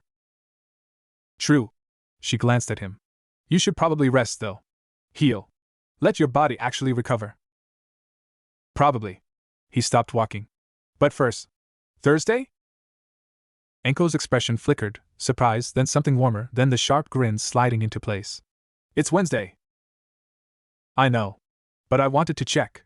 Make sure you'd still. He stopped. Make sure nothing changed. Anko looked at him for a long moment. The afternoon sun caught her hair, her scars, the tired lines around her eyes. She looked older than she had on that first mission. More worn. More real. Nothing changed, she said quietly. I'll be there. Naruto nodded. Started walking again. Behind him, Anko said. Naruto. He turned. You scared me. When you jumped in front of that attack. Her voice was steady, but her hands were not. I'm not good at this. At caring about people. At having them matter. She took a breath. But you matter. And I don't know what to do with that. The words hung in the air between them. Naruto walked back to her. Stopped close enough to see the way her breath caught, the way her eyes widened slightly. You don't have to do anything with it, he said. Just let it be there. Let me be there. He paused. That's all I want. That's all I've ever wanted. Anko stared at him. For a long, terrible moment, he thought she might run, might do what she always did, deflecting and disappearing before things got too real. Then she stepped forward. Just once. Just close enough that he could feel her warmth. Okay, she whispered. Okay. They stood like that for a long moment, not touching, but close. Close enough that the space between them felt like its own kind of connection. Then Anko stepped back. Grinned, the sharp one, the familiar one. Same time Thursday, Lord Hokage. Don't be late. She walked away before he could respond, but at the corner she glanced back, just once, just briefly, and something in her eyes said what words couldn't. She'd stay. And for now, that was everything. Thursday came. Thursday went. Then another Thursday. And another. And another. The rhythm of it became comfortable, predictable in a way that nothing in Naruto's life had ever been predictable. Dango at 4. Tea at 5. Anko leaving first, always, but staying a little longer each time before she went. They didn't talk about the hospital. Didn't talk about the mission. Didn't talk about the moment on the street when everything had shifted but nothing had changed. Instead, they talked about nothing. About everything. About the small details of lives that had somehow become intertwined. Sakura's pregnant, Naruto said one Thursday, the words coming out before he'd decided to share them. Anko's eyebrow rose. Sakura as in your teammate Sakura? The one who used to punch you through walls? That's the one. And Sasuke's the father? She snorted. That must be interesting. Uchiha genes plus Haruno temper. That kid's going to be terrifying. Sasuke's actually happy. I think. Naruto stirred his tea. It's weird. Seeing him like that. After everything. People change. Anko's voice was careful. Or they find ways to be different than they were. Is that what happened to you? The question hung in the air. Anko's expression flickered, surprise, then something guarded, then. Maybe. She set down her dango. Or maybe I just got tired of being who I was. Which one? Both. Neither. She met his eyes. I don't have a neat answer, Naruto. I'm not a redemption story. I'm just someone who's still here. Still trying. Still failing sometimes. That's enough. Is it? Her voice was quiet. Is it enough to just exist? To take up space without earning it? Naruto thought about all the years he'd spent trying to prove he deserved to exist. All the missions, all the battles, all the moments of desperate striving to show that he was worth the air he breathed. Yeah, he said. I think it is. Anko looked at him for a long moment. Then she laughed, soft, surprised, almost wondering. You really believe that? I really do. Even for someone like me? Especially for someone like you. She didn't respond. But something in her posture shifted, a relaxation, a release. Like she'd been holding tension she didn't know she had. The mission came on a Tuesday, delivered by a messenger hawk instead of Shikamaru. That alone told Naruto it was bad. He read the scroll. Read it again. Set it down. Anko found him an hour later, still staring at the wall. You're not at your desk, she said from the doorway. That's weird. You're always at your desk. Mission came in. Bad? Orochimaru.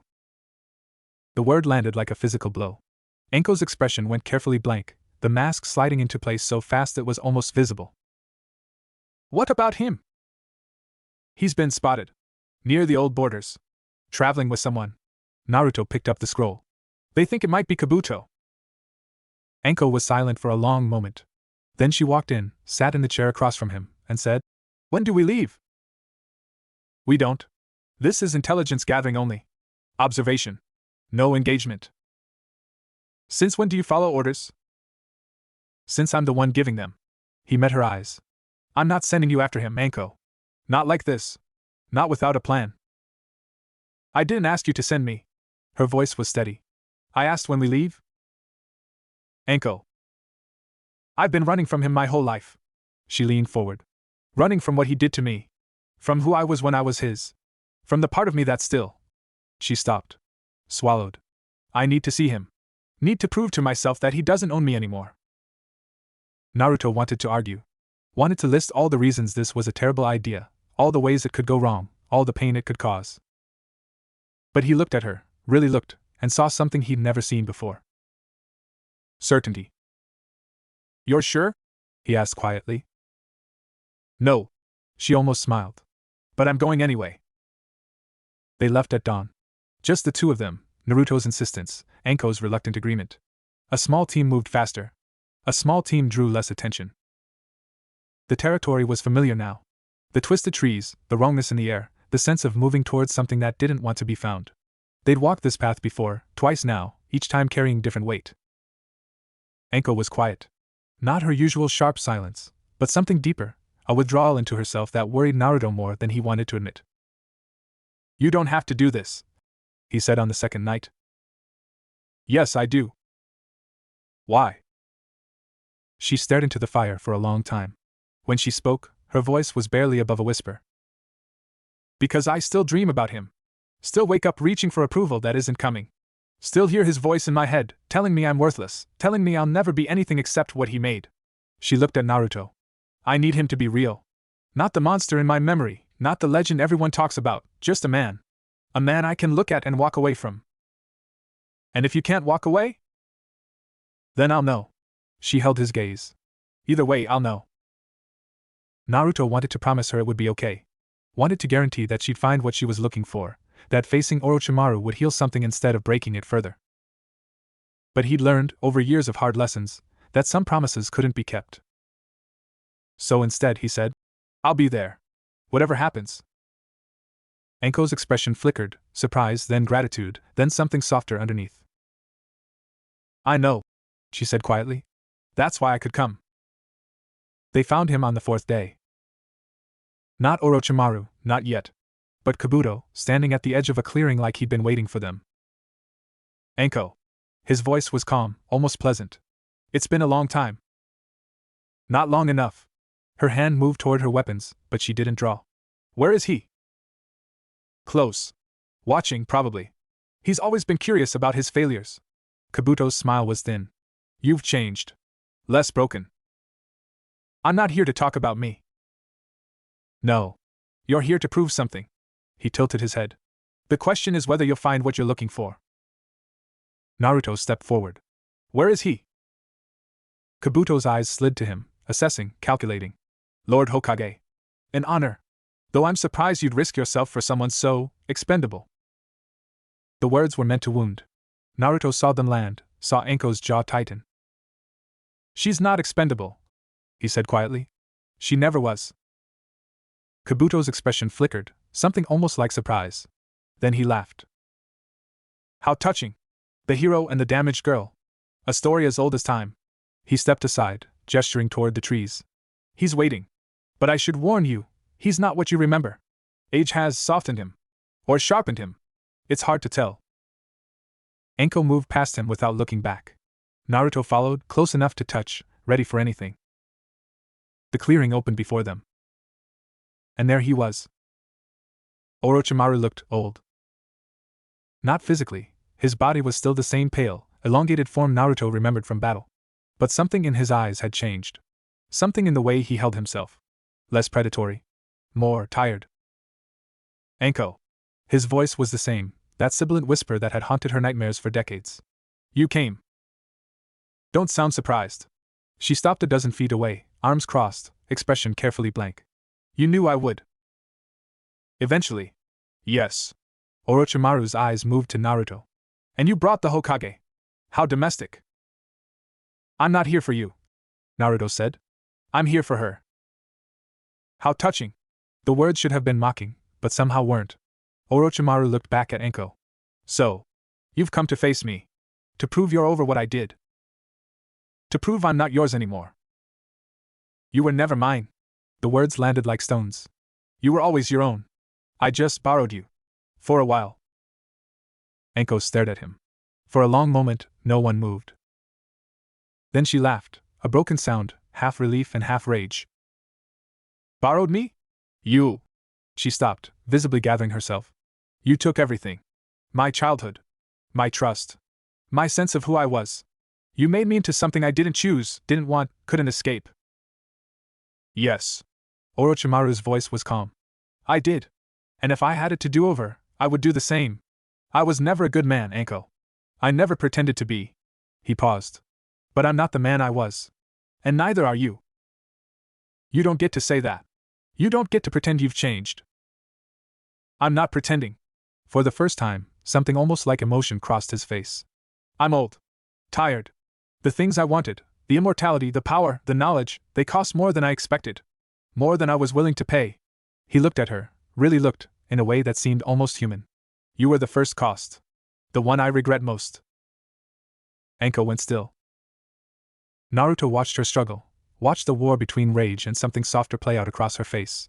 He wanted to intervene, to protect her from this moment, but he knew with absolute certainty, that this was hers alone. You regret me, Anko said slowly. Is that supposed to make it better? No. Nothing makes it better. Orochimaru's voice was quiet. But I wanted you to know.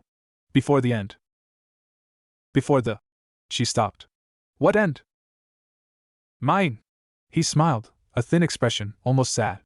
I'm dying, Anko. Finally. The experiments, the modifications, they're catching up. I have months, maybe less. He spread his hands. I came here to say goodbye. To the places I haunted. The people I hurt. His eyes met hers. To you. Anko stared at him. The rage was still there, but underneath it, something else. Something that looked almost like grief. I waited my whole life to hear you say you regretted it, she whispered. And now I don't know what to do with it. Nothing. Orochimaru stepped back. That's the point. You don't have to do anything. You don't have to forgive me. You don't have to understand. You just have to live better than I did. Fuller. He turned away. That's the only victory that matters. He walked into the trees. Anko didn't follow. Naruto stood beside her, close enough to feel the tremor in her body, the ragged edge of her breathing. I don't know what I feel, she said quietly. I thought if I ever saw him again I'd know. I'd have answers. Closure. Something. And I have nothing. She laughed, wet, broken. Just more questions. More confusion. More. She stopped. Looked at him. Why are you still here? Because you are. That's not an answer. It's the only one I have. He met her eyes. You don't have to know what you feel. You don't have to have answers. You just have to keep moving. And I'll be there. Moving with you. Anko stared at him for a long moment. Then, slowly, she reached out and took his hand. It was the first time she touched him intentionally, not in battle, not in urgency, but by choice. Her fingers were cold, rough with calluses, gripping like she was afraid he'd disappear. I don't know how to do this, she whispered. The whatever this is. The staying. The not running. Me either. He squeezed her hand. But we can figure it out together. They stood like that as the sun set, two damaged people holding onto each other in the twilight. When they finally walked away, Anko didn't look back. They didn't talk about the clearing. Didn't talk about Orochimaru's words or Anko's tears or the moment when she'd reached for Naruto's hand like it was the only solid thing in a shifting world. Instead, they walked home. Slowly. Quietly. Letting the miles do the work that words couldn't. On the third night, Anko said, He's really dying. Naruto looked at her across the fire. Probably. I should feel something. Relief. Satisfaction. Rage that he gets to die peacefully instead of suffering like the people he hurt. She stared into the flames. Instead, I just feel empty. That's okay. Is it? She met his eyes. He destroyed my life. Took everything from me. And now he's going to die, and I'm supposed to just move on. You're not supposed to do anything. Naruto leaned forward. There's no right way to feel about someone who hurt you. No correct response. You just feel what you feel, and eventually it gets easier to carry. When did you get so wise? When I stopped pretending I had all the answers. He almost smiled. Also, I had a lot of therapy. You should try it sometime. Anko snorted. Therapy. Right. Me, lying on a couch, talking about my feelings. She shook her head. Can you imagine? Yeah, actually. He held her gaze. I can imagine you doing whatever it takes to heal. Because you're stronger than you think. Braver than you know. And you deserve to be okay. Anko's expression flickered, surprise, then something softer, then the sharp grin sliding into place. You're really bad at this, you know that? Bad at what? Being subtle. Giving advice without making it obvious. But her voice was warm. It's honestly endearing. They sat with that as the fire burned. Somewhere in the darkness, an owl called. Same one, Anko said quietly. Probably not. Probably not. She almost smiled. But I like thinking it is. They reached the village on the 5th day. Shikamaru was waiting at the gate, not because he was worried, but because he was Shikamaru and he was always waiting somewhere. His eyes tracked over them both, assessing, cataloging, filing away information for later. Mission report? He asked. Later. Naruto's voice was tired. We need food and sleep first. Shikamaru nodded. Looked at Anko. Looked back at Naruto. Said nothing, but his eyebrow did something meaningful. Thursday? Anko asked quietly, as they reached the point where their paths diverged. Thursday. Dango? Dango. She nodded, a small gesture, almost shy, and walked away. Shikamaru waited until she was out of earshot. Then he said, Something happened. Nothing happened. Something. But he didn't push. Get some sleep, Lord Hokage. You look like you've been through a war. Not a war. Just... Naruto trailed off. Just life. Shikamaru's expression softened, just slightly, just enough to notice. Yeah. Life'll do that. Thursday came. Naruto finished his paperwork early, miraculously, suspiciously early, and walked to the dango shop. Anko was already there, 3 sticks empty, a 4th waiting. She looked different. Not physically, same scars, same sharp eyes, same chaotic energy barely contained. But something underneath had shifted. Something in the way she held herself. Less guarded. More present. You're early, she said. You're earlier. Same thing. She pushed the 4th stick toward him. I've been thinking. Dangerous. Shut up.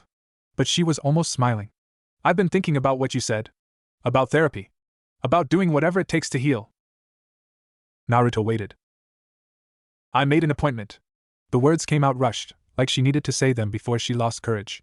With a therapist. One who specializes in trauma. Damage. Whatever you want to call it. Naruto felt something warm bloom in his chest. That's great, Anko.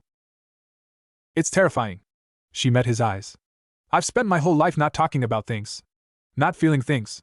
The idea of sitting in a room and deliberately. She stopped. Swallowed. But I'm doing it anyway. Because you were right. I deserve to be okay. You do. And because... She hesitated. Because I want to be someone who can stay. Who doesn't run when things get hard. Who can? She trailed off. Who can what? Anko looked at him for a long moment. The dango shop was quiet around them, just the two of them and the fading afternoon light. Who can let someone in? She whispered. Without destroying them. Without destroying myself. Naruto set down his dango. Reached across the table, slowly, giving her time to pull away, and took her hand. You're not going to destroy me, he said quietly. You're not going to destroy yourself. You're just going to be, and I'll be here. That's all. Anko stared at their joined hands. Her expression flickered through a dozen emotions too fast to track: fear, hope, disbelief, something that looked almost like wonder. I don't know how to do this, she said. Me either. He squeezed her hand. But we can figure it out together. She laughed, that surprised sound he'd come to love. You keep saying that. Because it keeps being true. They sat like that as the sun set, hands linked across the table, two damaged people learning that staying could be its own kind of healing. The weeks that followed were strange and wonderful and terrifying. Anko went to therapy, hated it, complained about it, kept going anyway. She started taking different missions, ones that let her come home at night instead of disappearing for weeks. She showed up at Naruto's office with dango and sarcasm and a presence that made the paperwork feel less crushing. He showed up too. At her apartment with food. At the training grounds with challenges. At the edges of her life, patient and present and never pushing. They didn't talk about what they were doing. Didn't name it. Didn't define it. But every Thursday, they ate dango. And every other day, they found ways to be near each other. You're different, Shikamaru observed one afternoon, watching Naruto smile at nothing. Different how? Less alone. Shikamaru's mouth twitched. Even when you're alone, you're less alone. Naruto thought about that. Thought about Anko's laugh, her sharp edges, her terrified determination to heal. Thought about the way she'd started reaching for him, not just in moments of crisis, but casually. A hand on his arm. A shoulder bump. Small touches that said more than words. I think, he said slowly, I might be happy.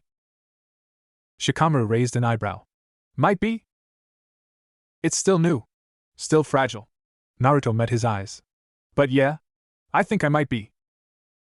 Shikamaru nodded, a small gesture, but meaningful. Good. You deserve it. So does she. She does. Shikamaru moved toward the door. Don't screw it up. When do I ever screw things up? Do you want the list chronologically or by impact? Get out of my office. Shikamaru was still laughing as he left.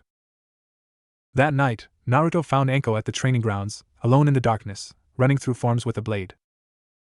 She didn't stop when he approached. Didn't acknowledge him at all. But her rhythm shifted, opening slightly, creating space for him to enter if he chose. He chose. They moved together without speaking, her blade, his fists, a dance they'd never practiced but somehow knew. Attack and defense and the spaces in between. When she finally stopped, breathing hard, she was standing close enough to touch. Couldn't sleep? She asked. Couldn't stay away. The words came out before he thought about them. Anko's expression flickered.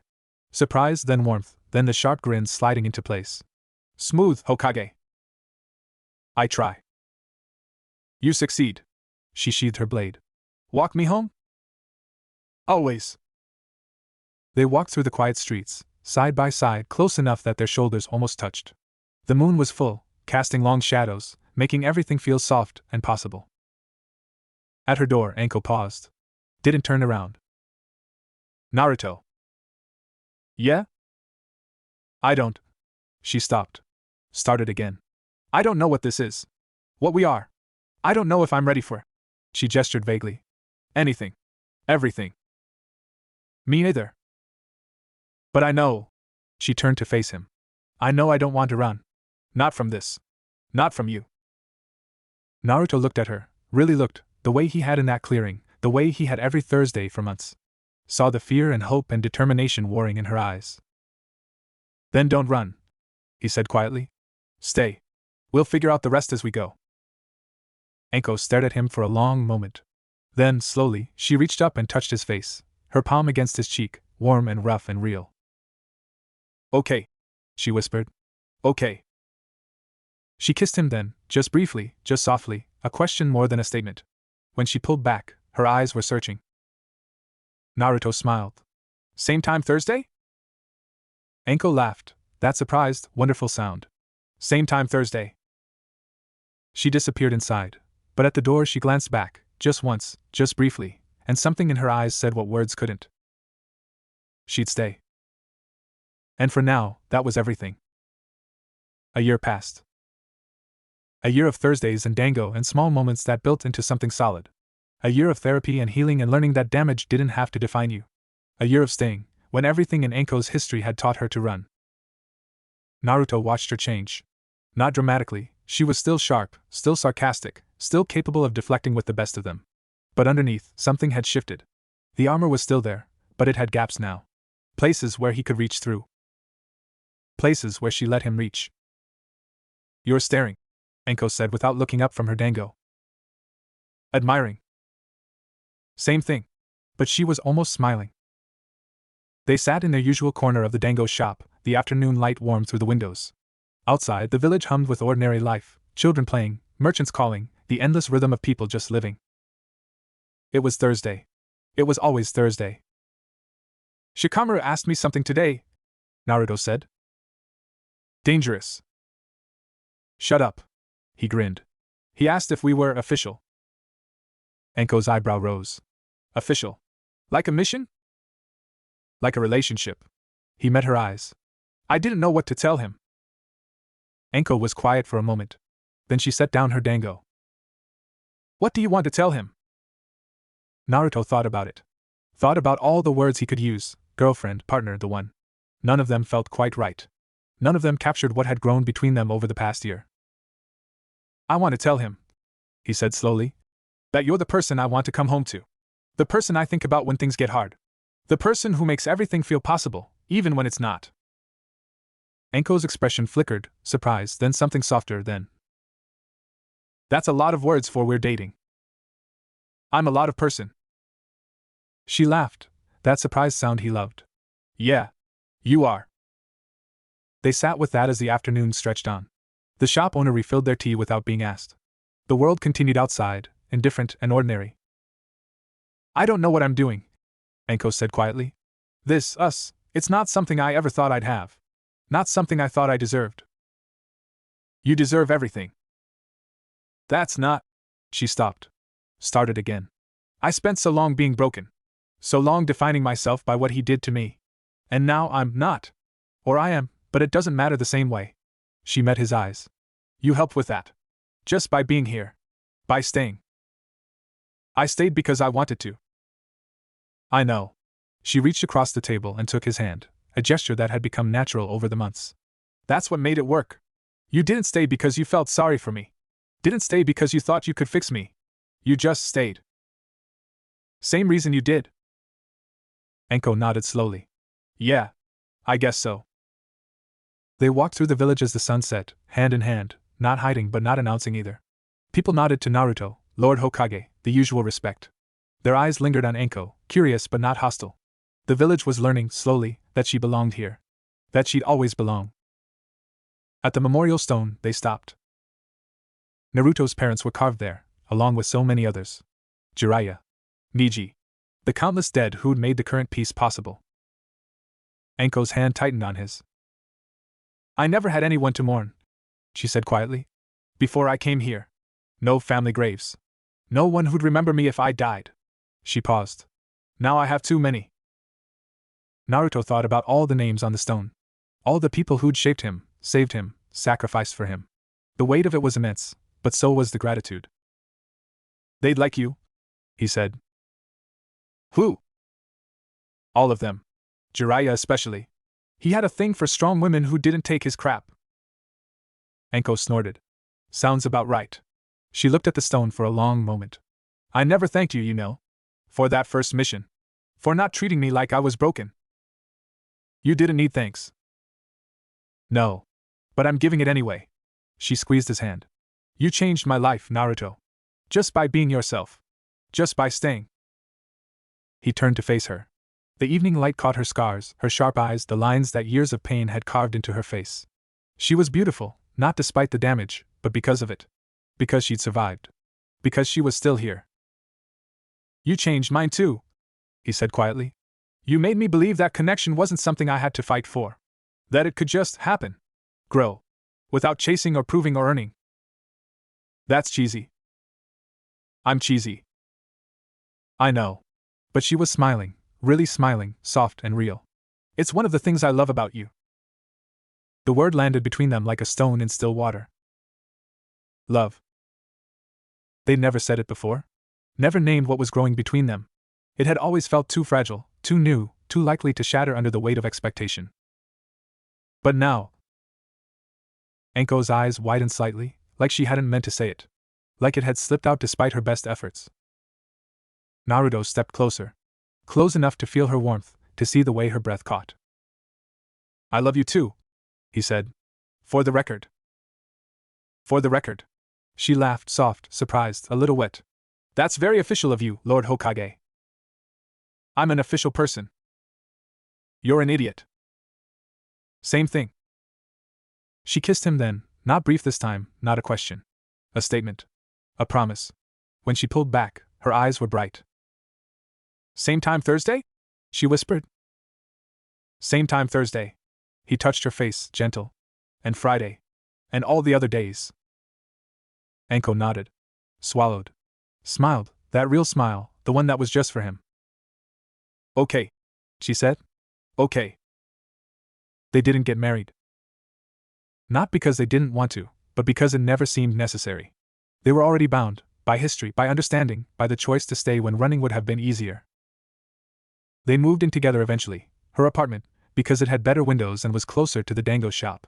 Naruto's things slowly migrated over, filling her space with orange and ramen cups and the general chaos of his existence. You're messy, Anko observed one morning, stepping over his sandals. You knew that when you signed up. I didn't sign up. I just didn't leave. Same thing. She threw a pillow at him. He caught it, laughing. They built a life. Small moments stacked into days, stacked into years. Missions and meals and arguments that didn't fully resolve. Quiet evenings and loud mornings and the comfortable rhythm of two people who knew each other's wounds without needing to fix them. Sakura's child was born, a girl with black hair and green eyes and a temper that promised trouble. Sasuke named her Sarada, and Anko cried at the naming ceremony, though she'd never admit it. I'm not crying, she said, wiping her eyes. I have allergies. Indoors? Indoor allergies. They're a thing. Naruto didn't argue. Just put his arm around her and held on. 10 years passed.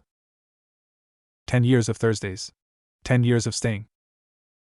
Naruto sat in the dango shop, waiting. He was older now, gray at his temples, lines around his eyes, a body that remembered every battle. But his smile was the same when Anko walked through the door. You're late, she said.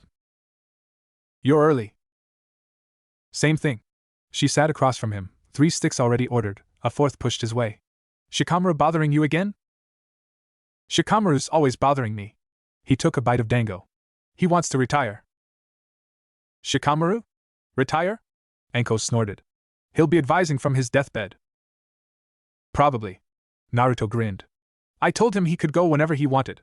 He said he'd think about it. Which means he'll never leave. Which means he'll never leave. They ate in comfortable silence. The shop had changed owners twice over the years, but the dango was still good, the tea still perfect. Something stayed. How was your mission? Naruto asked. Boring. Bandits who thought they were scary. Took about 10 minutes. Anko shrugged. The new genin are getting better. One of them actually thanked me for the training. That's. It's terrifying. I'm not a teacher. You're a great teacher. I'm a terrifying teacher. There's a difference. Naruto laughed. Same thing. Anko threw a dango stick at him. He ducked, still laughing.